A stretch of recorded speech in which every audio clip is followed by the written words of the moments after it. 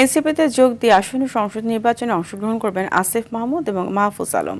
এমন আশাবাদ ব্যক্ত করেছেন জাতীয় নাগরিক পার্টির উত্তরাঞ্চলের মুখ্য সংগঠক সার্জিস আলম।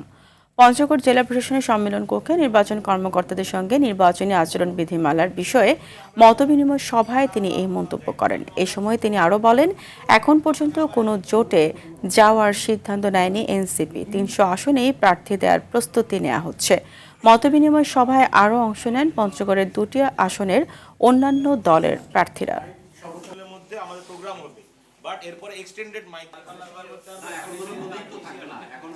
একজন আসিফ মাহমুদ আমরা ইতিমধ্যেই জানতে পেরেছি তিনি ঢাকা 10 আসনে তার জায়গা থেকে নির্বাচন করবেন। আমরা জাতীয় নাগরিক পার্টি এনসিপির পক্ষ থেকে অবশ্যই স্বাগত জানাই এবং আমরা চাই যে তিনি আমাদের পূর্বের সহযোদ্ধা, তিনি আমাদের জাতীয় নাগরিক পার্টি এনসিপিতেই আসুক। আরেকজন উপদেষ্টা জনাব মাহফুজ আলম, তিনি তার জায়গা থেকে এখনও কিন্তু নির্বাচন যে করবেন কিংবা কোন আসনে করবেন এ বিষয়ে স্পষ্ট এখনও বক্তব্য দেননি।